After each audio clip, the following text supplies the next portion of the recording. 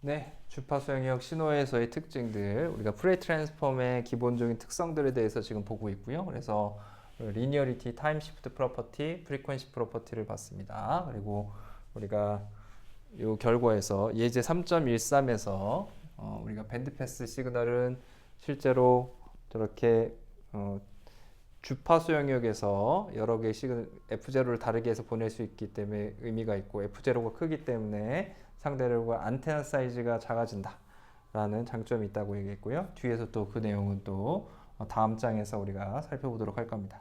프리 트랜스폼의 특성, 시메트릭한 특성을 가집니다. 그래서 시메트릭 프로퍼티가 있고요. XF는 우리가 X의 마이너스 F의 컨주게이트 특성을 가지게 되고요. 여기서 XT가 리얼인 펑션일 때 그렇습니다. 리얼 펑션일 때 이런 특성들을 가지게 됩니다. 라는 것이 있고요. 그리고 그래서 결론적으로 XF가 X-F의 콘주게이트에 대해서 같기 때문에 매그니튜드는 이분 펑션이 되고요. 매그니튜드 펑션은 우리가 마이너스 F를 넣어도 동일하게 이분 펑션으로 주어지게 되고요. 그리고 XF의 페이지 스펙트럼은 마이너스가 튀어나오는 아드 펑션으로 만들어지게 됩니다. 아드 펑션으로 만들어지게 된다는 거예요. 그래서 우리가 리얼 펑션으로 주어지는 XT가 되어 있을 때는 매그니튜드는 항상 이분 펑션으로 주어지고요. 그리고 스펙트럼의 페이즈는 항상 아드 펑션으로 주어지게 된다는 겁니다. 결론이 그런 뜻이고요. 그 다음에 주얼리티가 있습니다. 주얼리티 프로퍼티를 우리가 가지게 되고요. 그래서 YT가 만약에 X의 T가 똑같다. 라지 X의 T에 프리 트랜스폼을 해주면 X 스몰 XT에 대한 프리 트랜스폼 결과의 함수죠. 그래서 Y의 F는 어떻게 되는 거예요? 얘는 스몰 X의 F하고 똑같아진다. 요거하고 똑같다라는 거죠. 여기서 마이너스가 붙습니다. 마이너스가 붙어서 똑같게 된다라는 것을 생각할 수 있겠죠. 그래서 우리가 XT하고 라지 F하고 만약에 서로 프레 트랜스폼 관계면 시간 영역에서 주파수 영역 표현이 나오면 여기서 마이너스가 붙는다는 거죠. 여기서도 마찬가지였어요. 사실 요거랑 지금 똑같은 폼이잖아요. 그죠? 그렇게 됐는데 F로 바뀌었죠. 마이너스가 붙으면 어떻게 되느냐? 얘는 이분 펑션이기 때문에 여전히 똑같죠. F 마이너스가 붙어도 그렇기 때문에 두 개가 그대로 이분 펑션 같은 경우에는 아예 그냥 여기 똑같아져 버리는 거죠. 그렇게 주어진다라고 이해를 하시면 될 것 같습니다. 언제 그러냐는 거냐면 지금 여기서는 XT가 프리 트랜스폼 결과가 XF라는 거예요. 라지 XF, 라지 XF하고 스몰 XF 마이너스 F하고 다른 거죠, 그죠? XT가 마이너스 F가 붙는다 이렇게 된다는 겁니다. 이런 조건을 가지면 이렇게 된다라는 겁니다. 그리고 우리가 중요한 특성으로 앞에서도 잠깐 얘기했지만 컨볼루션 프로퍼티가 있습니다. 컨볼루션 프로퍼티는 우리가 시간 영역에서 XT와 어떤 HT 두 개의 함수의 컨볼루션 인테그랄 결과를 우리가 프레이 트랜스폼을 해주면 어떻게 돼요? 각각의 프레이 트랜스폼 결과를 곱해준 것과 같습니다. 곱해준 것과 같다라는 거예요.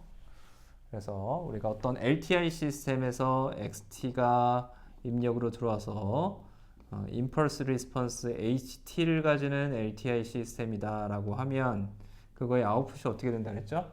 아웃풋 시그널 Y는 항상 아웃풋은 XT 컨볼루션 HT로 주어진다 그랬습니다.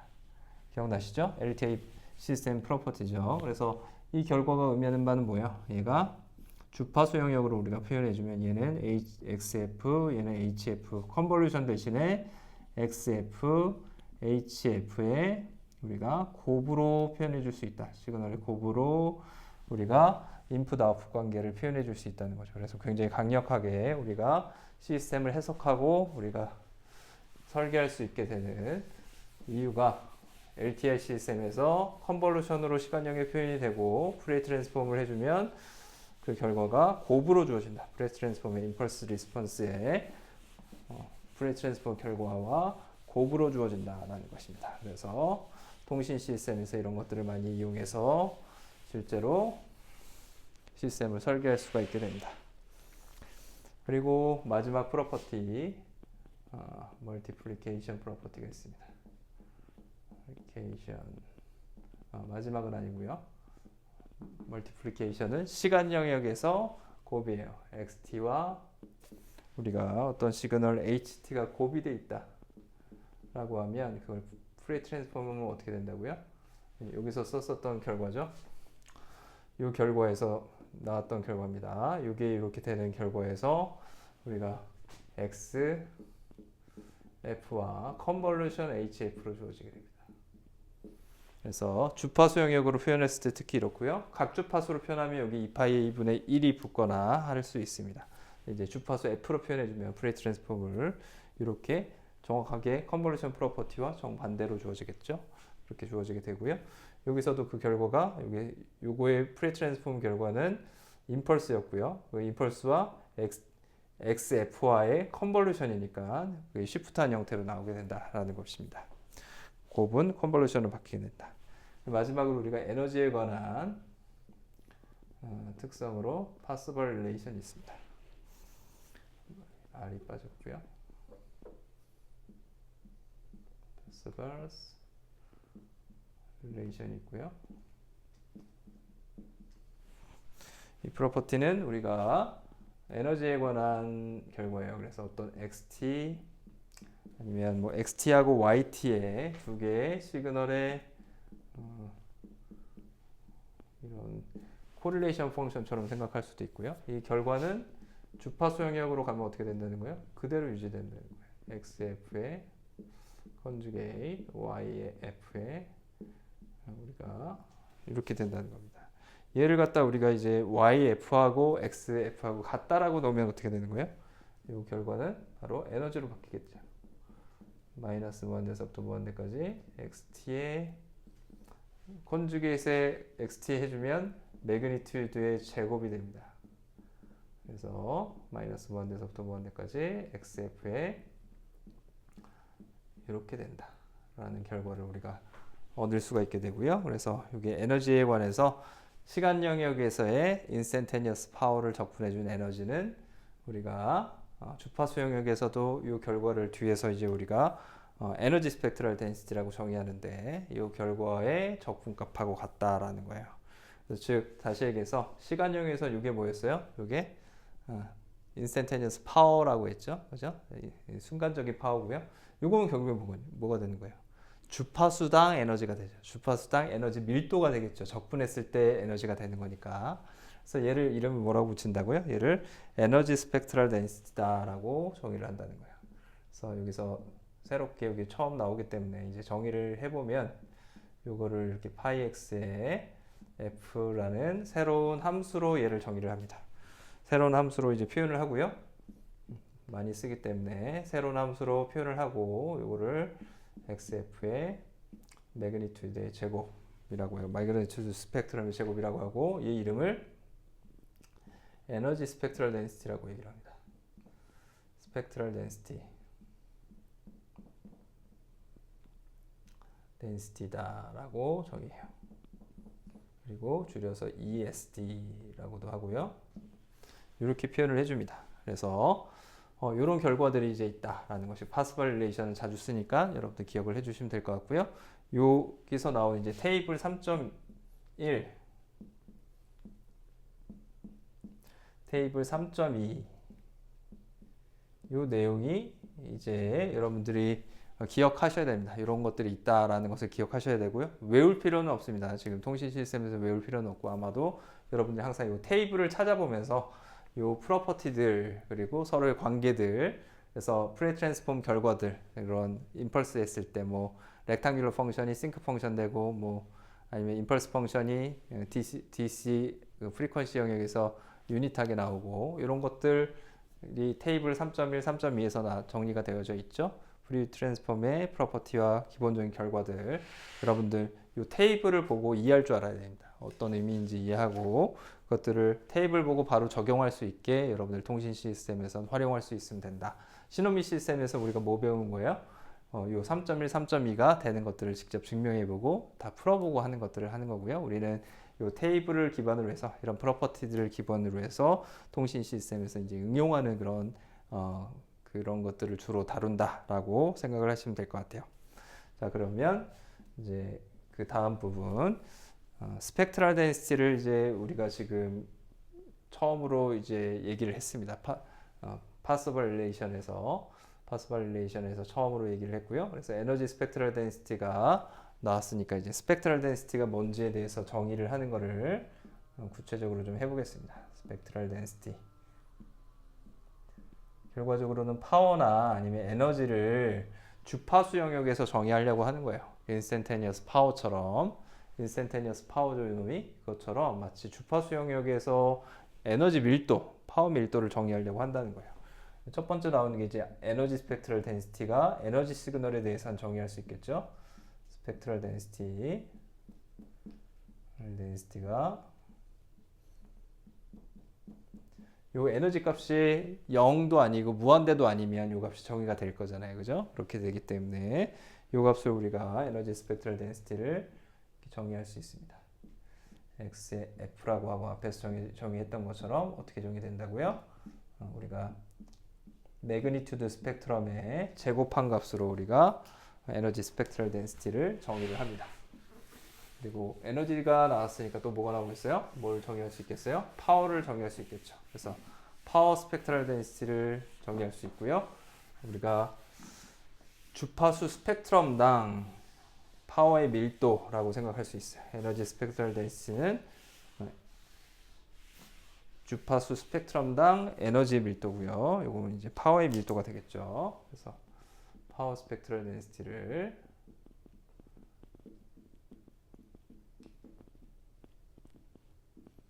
정의할 수 있습니다. 이거는 이제 어떻게 정의되냐면 우리가 S로 표현하고요. S에 X에 F 이렇게 표현하고요. 그래서 우리가 에너지 스펙트럴 덴시티에서의 X의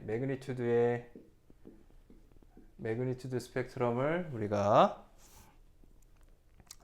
여기서 X의 T로 생각할 수 있고요. 주기 시그널로 T로 생각할 수 있고 여기서 T분의 1로 나눠줍니다. 그렇게 해주면 파워 스펙트럴 덴시티가 되는 거고요. 여기서의 XT는 뭐냐 그러면 스몰 XT를 우리가 정의를 하고요.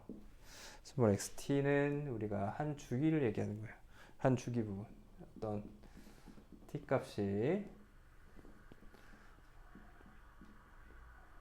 T가 마이너스 2분의 T부터 2분의 T일 때 그리고 다른 지점은 다 0일 때 이렇게 주어지면 그러면 우리가 이런 시그널들을 생각할 수가 있겠죠. XT에 대해서 이 구간에서만 이 T에 대해서만 정의되는 값으로 정의할 수가 있습니다. 그럼 T가 무한대로 가면 XT를 다 의미하게 될 거잖아요. 그죠? 그렇게 되니까 그랬을 때 T분의 1로 나눠주는 거죠. 전체 구간으로. 즉 다시 해서 에너지 스펙트럴 덴시티를 전체 무한대로 나눠주는 거죠. 그 얘기는 에너지 스펙트럴 덴시티 값이 무한대로 가야지 이 값이 어떤 의미를 가지게 되겠죠. 그랬을 때 이 값에 프레이 트랜스폼 한 게 뭐예요? 그게 XT가 되는 거예요. XTF가 프레이 트랜스폼 정의로 이렇게 되는 겁니다. 그래서 여기서 XT의 F는 이런 의미입니다. 이 프레이 트랜스폼 관계다라는 것이고요. 결과적으로 요거는 파워 시그널, 요거는 에너지 시그널에 대해서 정의가 될 겁니다. 그래서 특히 여기서는 에너지 스펙트럴 덴시티 정의할 때 우리가 앞에서 봤었던 오토 코릴레이션 펑션하고 연관성이 있어요. 우리가 오토 코릴레이션 펑션을 앞에서 2장에서 정의를 했습니다.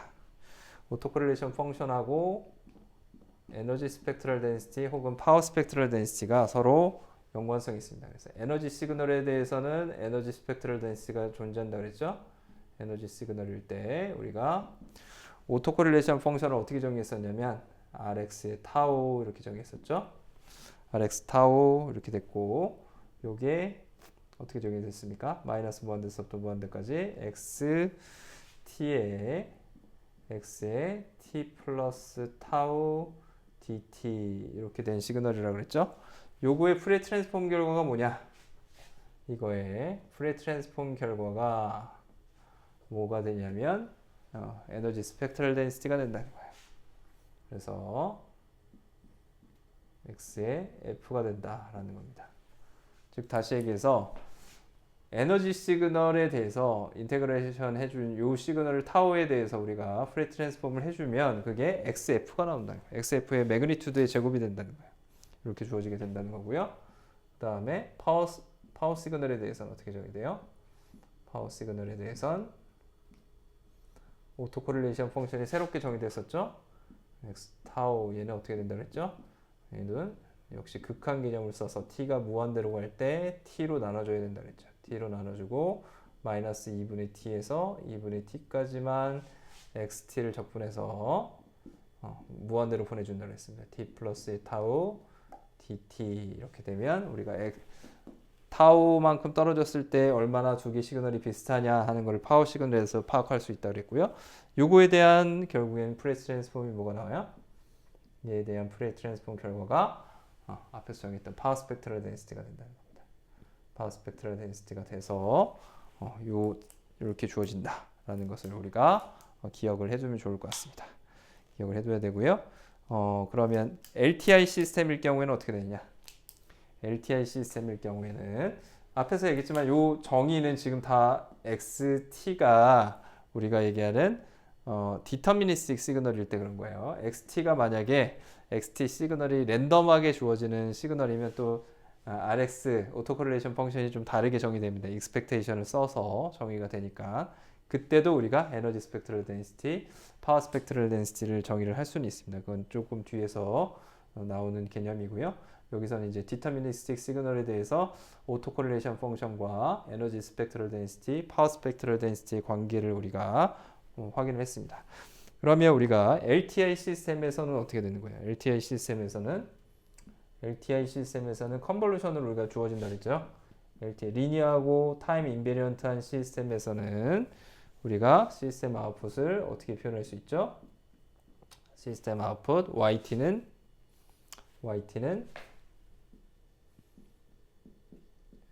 XT와 HT의 컨볼루션으로 표현했고요. HT를 먼저 쓰겠습니다. 순서는 바꿔도 된다 그랬죠?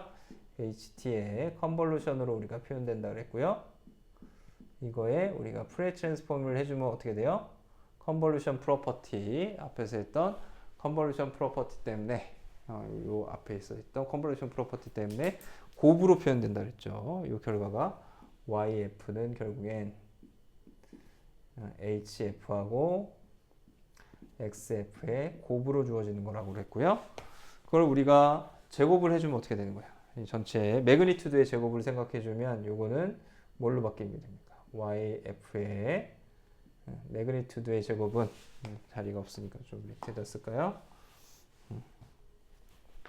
이 결과는 결국엔 YF의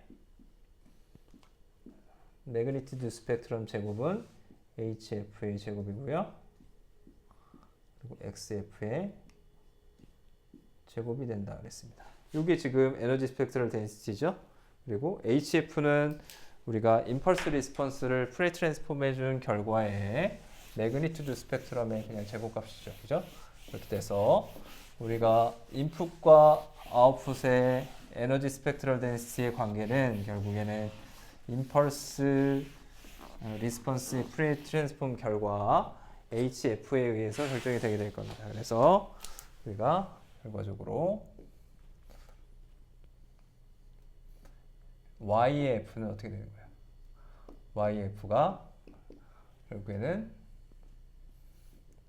XF하고 에너지 스펙트럴 덴시티하고 뭐만 차이가 나요? HF의 제곱한 값만 차이가 난다는 거죠. H의 F의 매그니튜드의 제곱. 이건 이제 채널이죠. 채널. 그거에 대해서만 우리가 이렇게 주어진다. 이게 뭐에 대해서 그런 거죠? 에너지 시그널에 대해서. 에너지 시그널에 대해서는 이렇게 주어지고요. 그다음 파워 시그널에 대해서는 어떻게 주어져요? SY가 t로 나눠준 값으로 되는 거니까 역시 마찬가지로 hf의 매그니튜드 제곱 xf 파워 시그널에 대해서 정의가 됩니다. 이렇게 된다라는 것을 기억을 해두면 될 것 같고요. 마지막으로 우리가 앞에서 디스토션리스 트랜스미션을 생각을 했었어요. 그래서 왜곡 없는 디스토션이 없는 디스토션리스 채널을 한번 생각해 봅시다. 채널을 생각해 보면 앞에서 얘기했지만 어떤 XT가 입력으로 우리가 송신을 했을 때 수신단에서 YT를 받았을 때 YT가 완전히 아이디어를 하려면 어떻게 되는 거죠? 채널 HT가 그냥 우리가 임펄스면 되는 거죠. 임펄스면 완전히 아이디어라는 채널이 된다 그랬습니다. 비교를 하자면 우리가 아이디어라는 채널은 어떻게 되는 거죠? 아이디어라는 채널은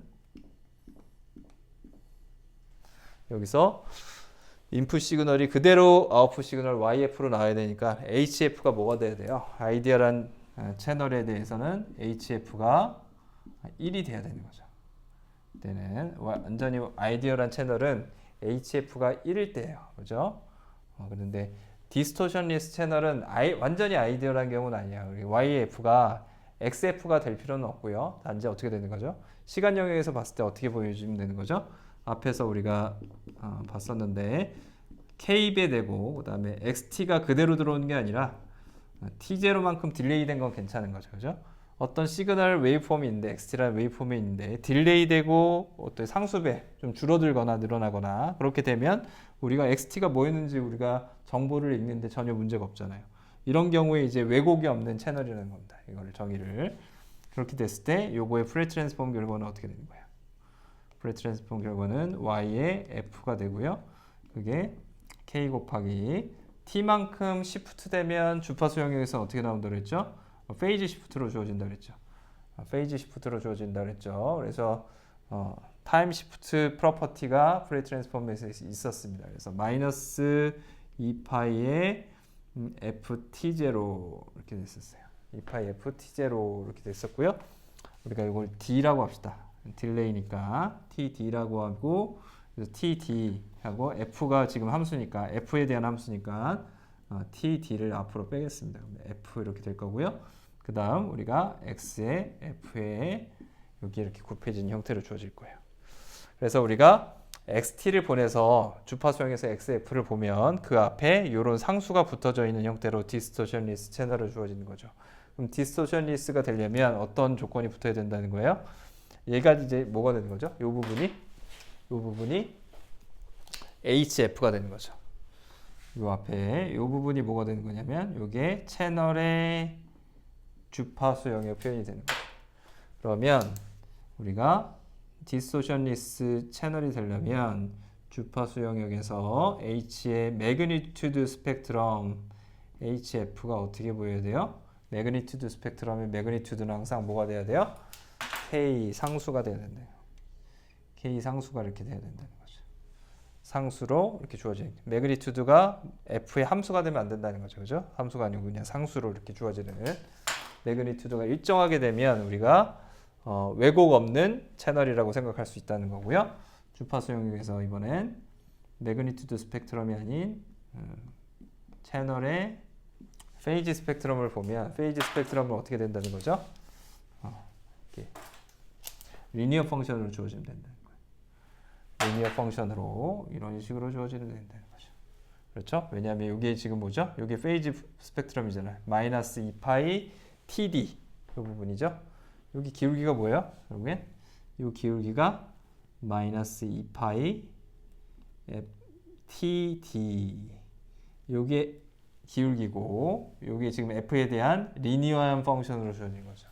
HF가 F 요 전체 마이너스 2파이 F 2파이 TD가 결국엔 F 앞에 붙는 상수고요. 그 상수 값에 의해서 요 기울기가 결정이 되겠죠. 슬로프가 결정이 되게 됩니다. 슬로프가 결국엔 이 값이 된다는 거죠. 그래서 우리가 페이지 스펙트럼은 디스토션리스 채널의 페이지 스펙트럼은 이렇게 리니어한 함수로 주어지고요. 그 다음에 매그니튜드 스펙트럼은 항상 상수 값으로 주어진다.